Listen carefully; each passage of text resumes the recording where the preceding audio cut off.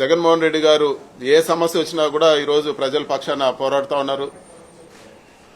ప్రభుత్వం తీసుకునే తప్పుడు నిర్ణయాలన్నింటినీ కూడా ఆయన ప్రశ్నిస్తూ ఉన్నారు. ఆయన ఎంతో మంచిగా ప్రతి ఒక్క ఫ్యాక్ట్స్ అండ్ ఫిగర్స్ ఇచ్చి ఇదో ఈ విధంగా అవుతా ఉంది, ఇది తప్పు, ఇది ఒప్పు అని చెప్పి ఎక్కడ కూడా ఆయన అన్పార్లమెంటరీ లాంగ్వేజ్ వాడకుండా అందరికి కూడా అర్థమయ్యే విధంగా ప్రెస్ మీట్ పెట్టి ప్రజలకు అందరికీ కూడా వివరిస్తూ ఉన్నారు. దానికి జవాబు చెప్పేది పోయి తెలుగుదేశం నాయకులు ఈరోజు ఆయన పైన దాడి చేస్తూ ఉన్నారు. ముఖ్యమంత్రి నుంచి కింద వరకు అందరూ కూడా ఆయన పైన వ్యక్తిగతంగా దూషణలు దిగుతున్నారు. ఆయన అడిగే ఒక్క ప్రశ్నకు కూడా జవాబు చెప్పడం లేదు. ఈరోజు ప్రజలందరూ కూడా అన్ని విషయాలు కూడా గమనిస్తూ ఉన్నారు. ఈరోజు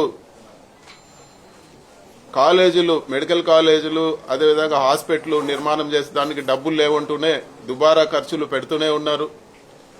ముఖ్యమంత్రే కాదు, పవన్ కళ్యాణ్ గారు, అదేవిధంగా లోకేష్ కి అందరు కూడా ఎక్కడ పోవాలన్నా హైదరాబాద్, శుక్రవారం హైదరాబాద్ పోవాలన్నా లేకపోతే తిరిగి రావాలన్నా కూడా ఈరోజు ప్రత్యేక విమానాలు, హెలికాప్టర్లు తిరిగే పరిస్థితి, దుబారా ఖర్చులు పెడుతున్నారు. కానీ ఈరోజు నిజంగా ప్రజలకు ఉపయోగపడే వాటిపైన ఖర్చు చేసేదానికి ముందుకు రావడం లేదు.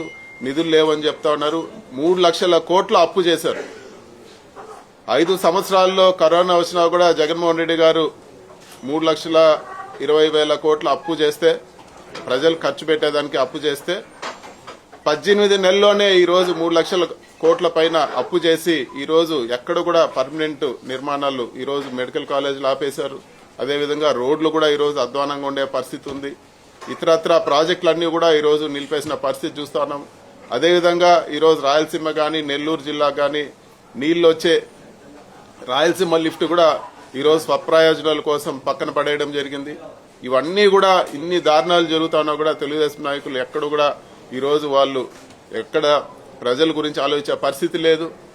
పైపెచ్చు జగన్మోహన్ రెడ్డి గారు ప్రజల గురించి మాట్లాడితే ఆయన్ని తిట్టే పరిస్థితి చూస్తున్నాం. ఇవన్నీ కూడా ప్రజలు గమనించి త్వరలోనే బుద్ధి చెప్తారని చెప్పి కూడా మేము తెలియజేస్తున్నాం.